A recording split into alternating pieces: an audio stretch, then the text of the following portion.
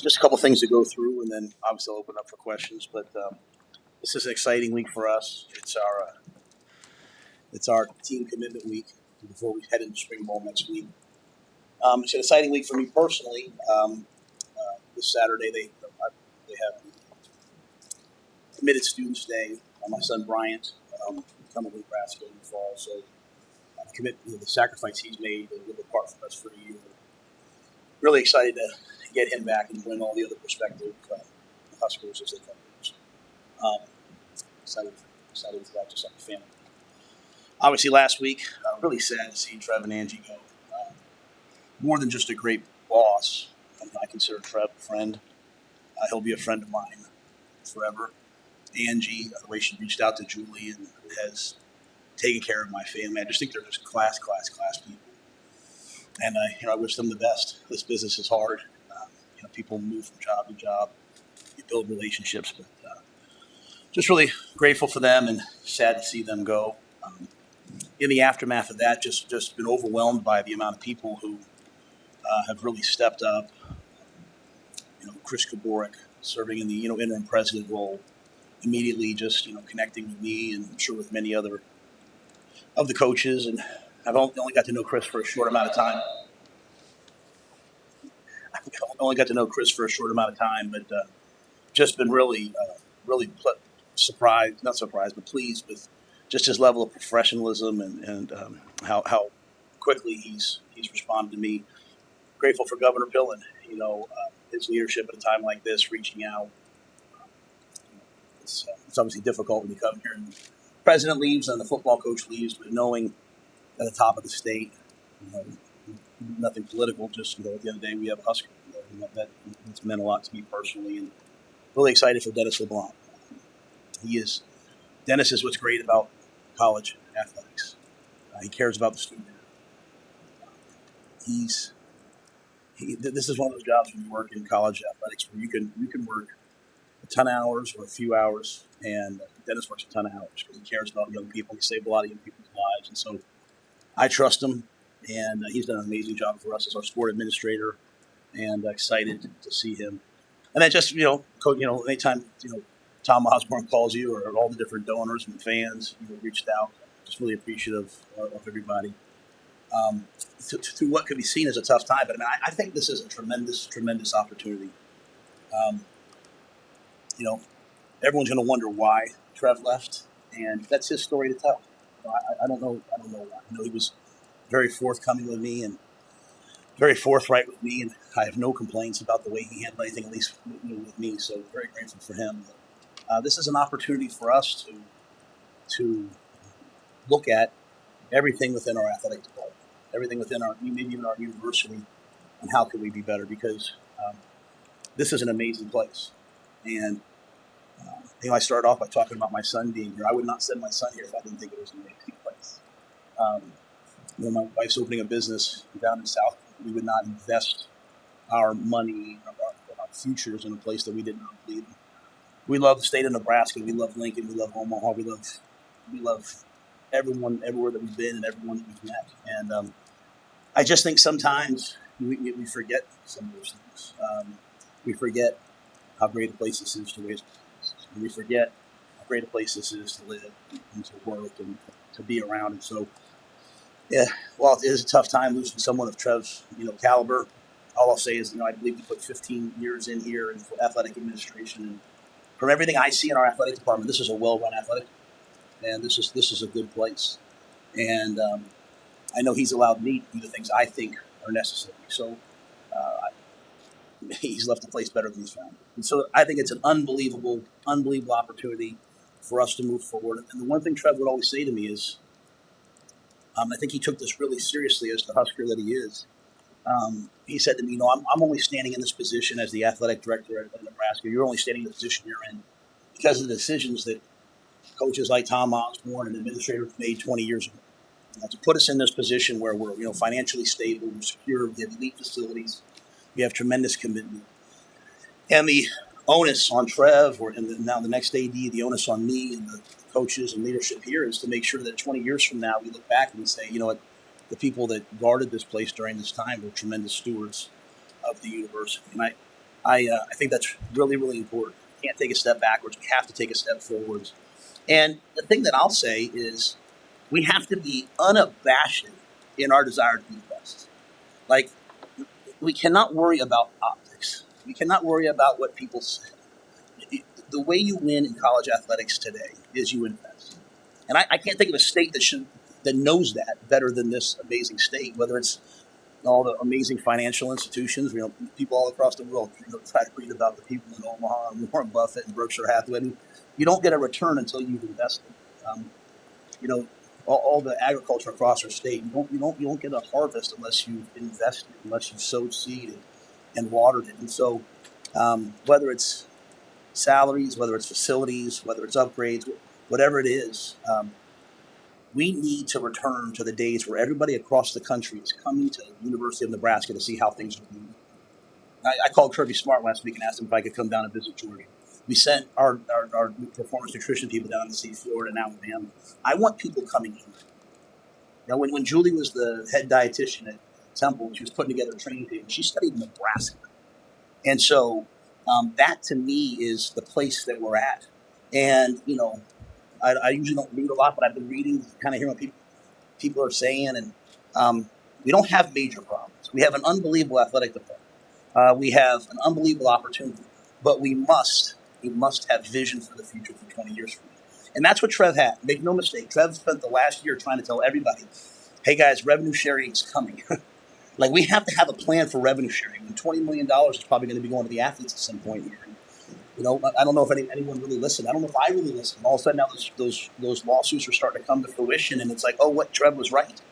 And so we're going to have to do, think of things differently. And so as he now leaves and as he transitions, that's what has to happen here. We have to have amazing leadership that is saying to themselves, hey, what's the next 20 years going to be like? And how do we make sure that the University of Nebraska athletics is relevant in all of that? And that doesn't preclude the university, right?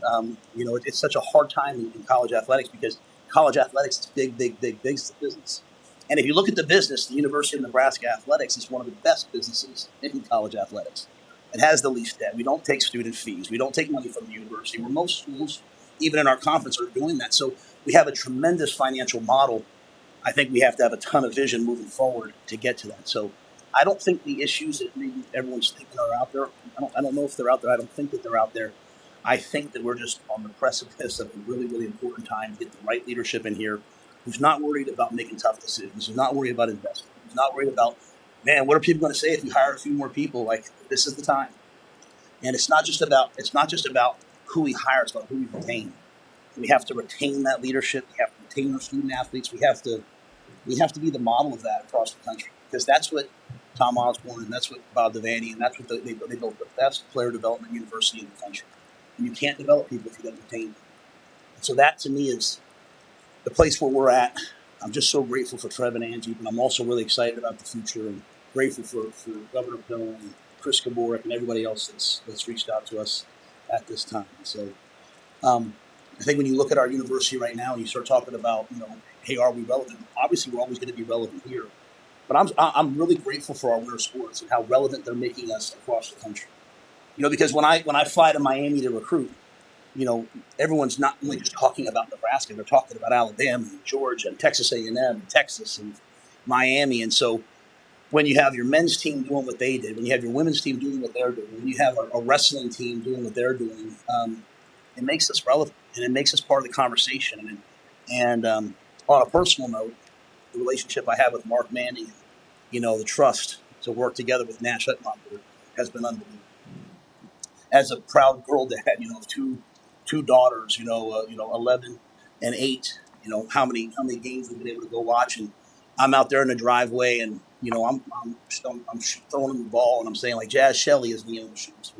Markowski backs it down as Vivi takes him down and backs me down. I mean, for them to have role models like that, like a women's volleyball team, women's tennis team, just amazing.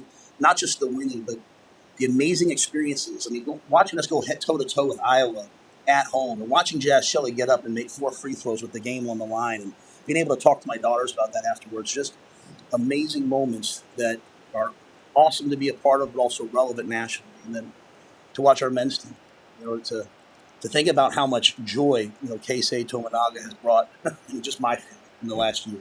To think about how hard Josiah Alec was. To think about, the pain and passion on Juwan Gary's face the other night. To think about, Sam Hoiberg out there diving for balls. I just think it's an amazing time. And so I want to spend today talking, obviously, I know you guys asked me about Trev and the future of that, but there's so much that's right. There's so much that's good. And, I've gotten kind of frustrated in the last couple of days as national people called me and, hey, what's your contract situation like? Well, I'm here, and I'm all in, and Julie's all in. And I loved Ted Carter, I love Trev, and I came because of them, but I came to be at the University of Nebraska, and I've loved the people that I've met, and we're not going anywhere unless you guys kick us out. And so I just want to make sure that I spend my time talking about everything that is right. And the last part of that is our team. This team has come so far in these 8 weeks. I mean, the problems that existed last year aren't the problems now. And the team's adjusting to me because I'm becoming a different Coach Rhule. We're getting a different Tony White now because we're going to give our players the gift of high expectations. We snuck up maybe on people sometimes this year, like, the Huskers. Well, they're going to be ready for us next year. They're going to be ready for the 3-3-5. They're going to be ready for, the players that we have. And so we are pushing them and driving them. And what I love is they're accepting it and they're sprinting and they're running and they're working. And this is going to be unbelievably competitive spring ball. If we've done one thing well, we've put a lot of talent on the roster. And I'm really, really proud of them. And I don't tell them that very often. I'm not a fuzzy, feely type of a coach. So it's important that they hear it. I'm proud of them. And the thing that separates the good from the great, in I believe in today's generation, is their ability to handle frustration. Think about when we were young and there was nothing to do and parents would let us watch TV. We'd go do something, right? Our kids, they're on an iPad nowadays. They're on their phone. They're doing something. And there's just not a lot of frustration in their everyday lives. And so can we handle frustration? Can we handle it when our coach is really getting on our nerves? Can we handle it when the stakes are high? Can we handle it when we have to do something we really don't want to do? The team keeps answering that yes, yes, yes. So we're going to push them like crazy in a spring ball and see where we end up. And that was long. Forgive me. But hopefully there's something good there. Coach, how did you find out? He called me. Yeah, he called me. My son and I, we did our first ever father-son trip. He had his spring break, was the same time as our spring break here. My daughter's spring break was different. So my son and I, we were actually playing golf, and Trevor called me. He had talked to me leading up to this. Trev's a good athletic director. He'd had many people come after him. So one thing, he was always pretty transparent with me. And I wanted him to stay, but were you surprised then? Yeah, probably. Yeah, I thought, when I knew it was reality, I probably caught a little bit like, oh wow, this actually happened. And obviously I was sad, because I've really believed my work. What kind of leader do you like to work with in that athletic department? That personality traits, things like that, not names, but just qualities. Yeah, I really want somebody who has unbelievable urgency. This is like one of the most pivotal. We spend a lot of time talking about like the transfer portal and NIL. This is one of the most pivotal times in college athletics, and we just need doers. You know what I mean? We need doers. We need people who just figure it out and work. And so, I love the fact that Trev, that I had an athletic director that was here, at 7:00, 7:30 every morning in a suit and tie. He was a worker. Pat Kraft, I worked with at Temple's now at Penn State, was a worker. They were right there with you. So I think what we need is somebody that's going to come in and just get things done. And again, they have to be really mentally strong, because when you come to a place that has as big a brand as Nebraska that people are so passionate about and care about, when you do something, a lot of people are going to like it. Some people aren't going to like it. And if you're listening to the outside noise, you have no chance. So I'm just hoping that it's somebody that's a worker, a doer. And I also want someone, Sam, that's going to go fight. Okay, go fight in the committees in the NCAA, to go fight in the Big Ten. Like I could say, because I'm the football coach, I'm mad we're playing Texas A&M both games, because now the games are about the AD league. It's not about our players. Our players deserve the games to be about us. And so, I think having somebody that's not going to just go quietly into the night. That's a doer. That's a work. I think that's what we need to really take what we have and get it on overdrive. What's your level of investment in this stadium project that Trev laid out last fall. How do you think that should proceed with the new boss? I don't know that I'm smart enough or well-versed enough to know it, right? I think when I heard Trev talk about it, to think that you have a 100-year-old building and probably needs some renovations makes total sense to me. Correct. I think when you don't have Wi-Fi so that you can't have a great experience in terms of concessions, that probably makes sense to me, right? I think so I know some of those things made sense to me. I think when you talk about some of the stuff that's going to come on in terms of revenue sharing and trying to make more money out of the building makes sense to me. But beyond that, it's probably too political for me to worry about. I've always been really smart about. I worry about the product that's on the field. Maybe I'm going to worry about what sideline we're on. But other than that, leave that to the powers. In all of that, you were mentioning about wanting people to come to Nebraska and look at what Nebraska is doing as a leader in all of these different spaces. You also last week tweeted a video along the lines of like that poem that's I just lost the name of it. It's Paul Harvey. Yeah, yes, Paul Harvey. Thank you. So is that sort of, I think, like even before all of this news came, that's clearly a vision that you have right now for this team and this program as you're getting ready for spring ball. Is that correct? Yeah. So that poem, when we were trying to make the decision of whether to come here or not, that was the poem that kept surfacing.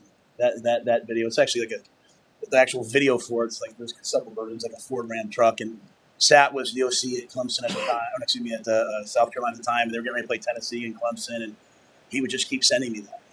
God made a farmer. This is who we are. This is the place we're supposed to be. I might have been born in New York City, don't get me wrong, but this is the ethos. This is the type of football we want to play. This is who we are. And my wife, she was like this. So that poem that resonated with us.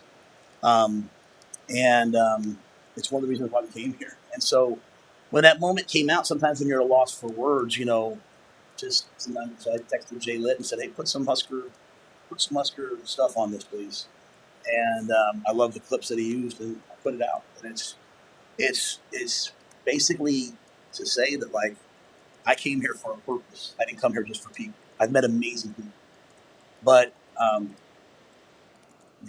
here for that reason, and I'm looking for players that are here for that reason. I want to build something. I want to leave something that I just want to be able to someday, like Coach Osborne, walk back into the building and have people be happy to see me. I just want to I just want to be able to. Sometimes we go out to eat and with my family, and we'll sit down, and I'm like, man, I hope we have to see you next year. But you know what? I just believe so much in the fans and the people of the state of Nebraska that even if they're disappointed when we lose a game or excited when we win a game, they've always treated myself and my family with such great dignity and respect. And so that was maybe just me saying, hey, we're all in. My team's all in. My coaches are all in. And we're all in doing it in a way that responds to the state. How important is it for not just you, but other coaches to have feedback or in the athletic practice? I'm grateful for feedback, but when I was the head coach at Temple University, I got on a plane. Bill Bradshaw hired me. I got on a plane to go out to the Fiesta Bowl Summit. I landed. He told me he had retired. The new AD came in named Kevin Clark, and he embraced me. He brought in a deputy named Pat Kraft, and Pat Kraft became my AD, and he's one of my best friends to this day. So I just believe in my life that through all the things I've been through, the right people have always shown up, and when they haven't, they haven't. So I'd love to have feedback.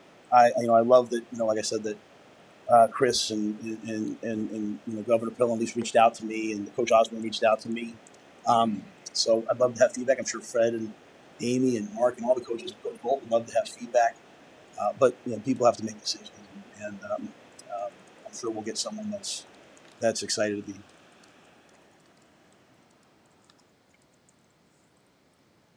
Coach, you said that I think it might have been your introduction in this conference. You said that you get some good comments. It's one of those times what we find out about the next month or so. Yeah, well, I think organizations move forward or don't move forward based upon people's agendas. If everyone has, as Coach Osborne would say, unity of purpose.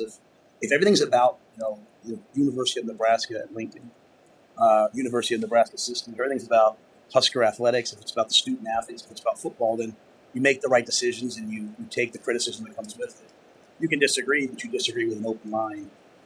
If there's agendas, if there's other things, then you can't move forward. And so I believe in the people because I've seen, since I've been here, I've seen people come together. It's maybe not always fast enough for me, but we've redone so many things and we've completely upgraded so many things. Obviously we're not completely into the Go Big project building yet, which my hope is that at some point it's named after Coach Osborne and his family legacy. But and I think hopefully Trevor's moving towards that. But so not everything's happened yet.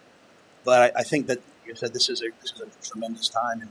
And when you lose, when one of your own leaves, when Trev leaves, everyone should stop and take pause and say, we know how much Trev loved this university.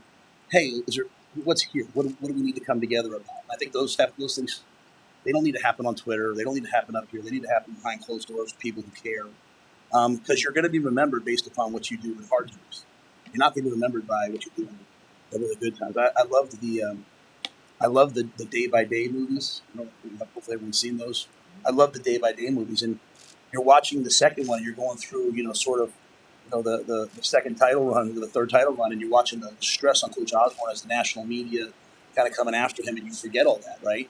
Coach Osborne's always reminded me, like, hey, let me tell you about the tough times I had here. And everyone remembers the good times. I had a lot of tough times too, and so I think we'll see. I think we'll see Huskers come together, and we can all believe in different things, and then still come together for what's best for an institution that we love.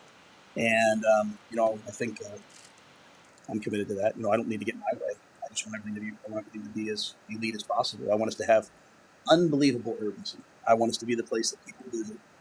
And I want us to invest in this. What are going to do things differently this spring to kind of bring about that sense of urgency with your players and the program? It's a great question. I think getting them to embrace doing hard things and understanding that, getting them to understand that, like, hey, I went through a lot of hard things last year, through hard things in the season. And I was proud of this. We lose to Maryland, we come back the next week, and a heartbreaker, we play to the whistle again. We play to the whistle again. So having them understand that, hey, we're strong enough and resilient enough to handle all that now. It's within our control to take another step. I think a big part of that is not just working, but we're going to have more competition and more competitive type play, because last year the roster was a little bit more like this. Like, we had really top heavy, really good players here, and then a bunch of young players and new players. I think this year we have way more parity. And we have some guys in their 6th year that maybe they don't need to do a ton of spring football. They're coming off injuries. But we have a lot of really good young talent. And so I have to just do a lot more competition, because what I want to see is a team in the fourth quarter when the game comes down with 5 minutes left that just makes one more play than we made last year. It's not this huge overhaul. It's just, hey, make one more play on offense, make one more play on defense. We beat Northwestern because we blocked their field goal and ran it back. Like, not because we did something crazy that week. And so playing and competition, I've been going and watching my daughters play a lot of sports, and they're just way more fun when they're playing 3-on-3 or they're playing knockout than when they're doing layup lines. And I know you need to do layup lines, but this generation likes to play, and so my guys, they like to go out there and compete and play. And so I'm going to do more of that this spring so that we get really comfortable playing. And, if you take our scholarship quarterbacks, we've got 2 freshmen, so they need a ton of reps. So we will take more reps than we've ever taken before to get them ready and to get Heinrich ready to have a really strong quarterback. How do you feel about how those freshman quarterbacks have fit in so far in the first couple of months, and the winter drills? They've done a great job. You can see a fire and a competitiveness in Dylan.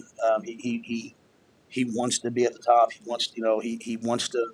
He's chomping at the bit. He's in there at 6 o'clock in the morning throwing balls before his lift. Lifts at 10:30, but he's in there at 6 throwing. You can see it with Danny. He comes in. He's working on football. I mean, they're both winners. They're both competitive guys, and so you can see it with Heinrich as an older player working. We talked a little bit about his elbow getting up and then working on that and taking time over spring break to work on that. So I've been really pleased. I've been pleased with their effort. Now they got to get to the football. And again, I talk back about being frustrated. It's that game you're playing quarterback in where just nothing seems to kind of go right, right?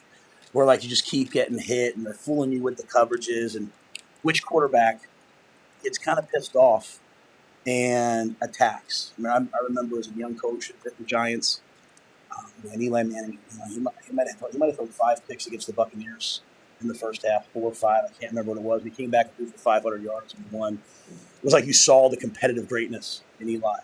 And so I think that's the next step for them. But I've been really pleased. And I see a lot of that fire.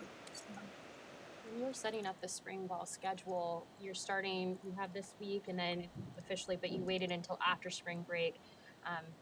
As you're talking about this competition, can you kind of talk through that decision to set it up the way that you have? When I got here last year, the spring game was already set. Mm-hmm. And so then what happened afterwards was the spring game, we had a bunch of dead time, and so I just said, well, why don't we maximize the amount of time? There's benefits to having an earlier spring game. Some get started to have more time, but, over 50% of our roster being, redshirt freshmen or newcomers, we wanted as much time to lift, as much time. So we kind of just pushed the spring game back weeks. There's less dead time on the back end. I think the academic calendar is a little bit different this year. They get a good break after the spring games, and they'll come back till June 1st. So those are some reasons, just trying to get that done. Last year I was kind of caught up with when the portal was, and this year I was like, you know what, I'm going to coach the guys. So, and I just felt like, hey, a bunch of good weeks here would help us. And then it worked out, whether it was this week, spring break last week, and then this week. And so we've always done this team commitment week, and we divide into teams. We go to Twitter, and we have all kinds of competitions in the morning. We do team activities, voluntary team activities at night. And it's a chance for us. It's a chance for us to get to know each other, on a kind of smaller level, smaller teams between the teams. So it's a fun week. So we'll start next week. But it's just kind of that reason of just trying to push things back so there's not as much dead time. It's kind of. How did you feel about the win that came out of? We heard from you at the beginning of Matt Rhule's winter conditioning. So at the end of it, how did you feel about their commitment to that, the work that they put in, kind of some of the leadership qualities that you talked about in February that you were looking to see? Yeah, I've been very pleased. I've been really pleased. A lot of guys are really good at competitions and working through things that they like. Like if you had a tug of war, Madden tournament, or 40-yard dash, they'll compete all day. Not everybody in life likes to compete at things we hate. We try to avoid the things we hate. So things like Matt drills, what's the point of them? It's making them compete at something they don't want. And what happened over the course of the weeks is, and we would change it up. We did things way different than we ever have. Your Isaac Giffords, your Marquise Bufords, your Malcolm Hartzogs, your Heinrichs, your Chief Borders, your Luquan Buckleys. These guys, and there's many more. But, these guys started to really, I think, get the guys to understand, hey, let's enjoy this and let's attack this. And if you can enjoy doing the things you don't like doing, or make yourself enjoy it, as the SEALs say, embrace the suck. You have a chance. And so I saw a lot of that. The next thing you know, you saw the Ja'Cory Barneys and the freshmen and the Keelan Smiths and all them really starting to attack. So I was really pleased with the leadership. I've been challenging the seniors. When you have a bunch of young players that come in, sometimes they have a tendency to hey, let's get these young guys right. What we need Tommy Hill to make a jump. And we need Ty Robinson to make a jump. And Bryce Benhart and Ben Scott, and Thomas Fedoni, and Nate Borgacher, Luke Lynn. We need all these older players to make a jump. The young players will follow. And I feel like they have. They have in terms of their leadership. And I think they will in spring ball if we do what I talked about earlier, make it really competitive. If you reflect on, last season, how did you feel like your team's athletic profile went? And, how did you seek to improve it in the offseason? And, you want the team to be faster, bigger, stronger all the time? Yeah, I think we're always going to chase athleticism. We believe in athleticism. Jeremiah Charles was like the talk of the town here for a couple of weeks as he won the dunk contest. And, I just remember, I remember everything. I remember being asked, taking a guy with offers. And I'm like, just trust me. I went to a basketball game and I saw him. I'm watching Ishmael Smith Flores and the other kid on the team. I watch him going to dunk and looking into the rim and dunk. I said, cool, go watch him on your phone, bro. Coach Wager was with us at the time. I was like, he's a good player too. And we watched him getting heat here. He's running track. He's running the dunk contest. And he's going to be half of the corner. So I think a lot of it's recruiting and it's development. Our players are very committed to the weight room, to the performance nutrition, to movement. So I like where we're at. I think we're always going to keep pushing it. So we try to recruit athletes. because eventually that speed shows up, that explosiveness shows up. But I think we had a really good year. If you looked at our team right now, I think you'd be really impressed with how they look. Like we look big, and strong, and physical. We just have to continue that. If you mentioned you like where the roster is talent wise, is there any areas in particular that you're struck by? Yeah, I think what we have is ask me the question again. Any specific areas? Specific areas of the roster where you're particularly impressed with talent. I think what overall we say this. I think what we have is we just have a breadth. Like we have just a ton of guys that I think are good players. Just a lot of them aren't established yet, and so can they go through that process? Like it's one thing to go in and play 10 plays. It's one thing to go in and be on the scout team. It's another thing to go out there when all the pressure's on the line. You know what I mean? And you're playing the UTEP receiver on 4th and goal with the game on the line. Like who can you go compete then? So I think we have a lot of just young talent with some little leadership. Just can we get them to turn over? I think I've always been pleased with the depth in our secondary. I'm pleased with the depth in the running back room. Some of those guys are still banged up, so spring ball. You might not see Gabe Irving. You might see him here a little bit, but not a ton. But there's some young players there that are going to get some reps. So there's a lot of guys I've seen them move. I've seen them do Matt Rhule. I just haven't seen them play football yet, so I'm excited for that. But I think those are two areas where we've made some.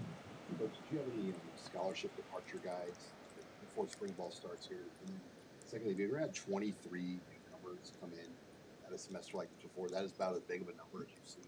You got the transfers with it's one of the biggest changes in college athletics. I remember when I first got back, talking to Dabo Sweeney, one of the head coaches meetings, them talking about their whole team was there in the winter. I think that really helps. You can see the development in guys. You see Grant Bricks walking around at 300 pounds. You're like, look how much mass he's put on. It changes a little bit. Changes a little bit how I think you have to approach the off season because you have freshmen from last year who didn't go through it. So the Malachi Coleman's and the guys who weren't here in the spring, this is their first winter. Then you have the guys coming in their first winter. So there's a lot more maybe orientation than you're used to. There's a lot more trying to cross over and get the guys who know each other than you're used to. And there's a lot more getting people to understand the standards. Some guys, maybe at their last school, they didn't make them go to class. Maybe at their last school, they didn't make them go to lunch. Maybe at their last school, like when they're taking a water bottle and the student manager sits here, they just take the water bottle, throw it on the ground, and the student manager goes over and picks it. We don't do that here. And so just sometimes you're not just doing that with young players coming in because the new players come in, all they know is the Husker way. But having guys who've been other places understand that this is what we do here, just a little bit more orientation, a little bit more taking time, a little bit more counting on the other players. But the good news is we have a lot of talent, a lot of guys we can really, I think, amp up and get ready for the fall. This week, just what are you looking forward to for that group of guys getting ready to turn the page for the next phase of their careers? Well, I'm excited for them. I think in that group you have some really, really good football players who can help themselves by running them. Quentin Newsome unfortunately hurt his shoulder there in the Maryland week. Didn't miss that game. I think he came back and played after that, so had to have off-season shoulder surgery. So his training isn't maybe where he wanted to be in terms of time. But Quentin's a tremendous competitor, and I think he can help himself. A lot of those guys can help themselves. I got a ton of good feedback from Omar Brown. I went down and saw him at the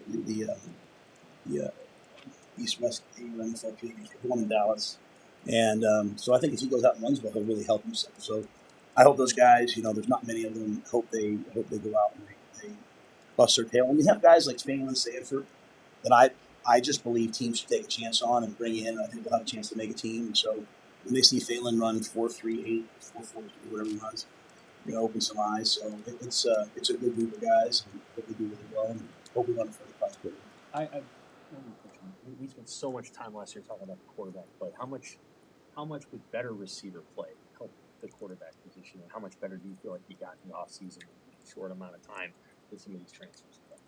Well, yes, everyone. The way the quarterback plays well is everyone plays better. And when you go back and look at us play last year, okay, when we faced zone teams, we threw the football at a reasonable rate. When we faced either aggressive quarters, match teams that were physical with us, or man teams, we struggled. And so a lot of that is, a lot of guys we invested in early got hurt. Like Marcus Washington ran by the guy in Illinois, caught the ball on the sideline. And then he got hurt. Isaiah got hurt. Lemire got hurt kind of as an option out runner on the backfield. So I think now we have all those freshmen that we had to go put in the end of last year. We have more time on task with them.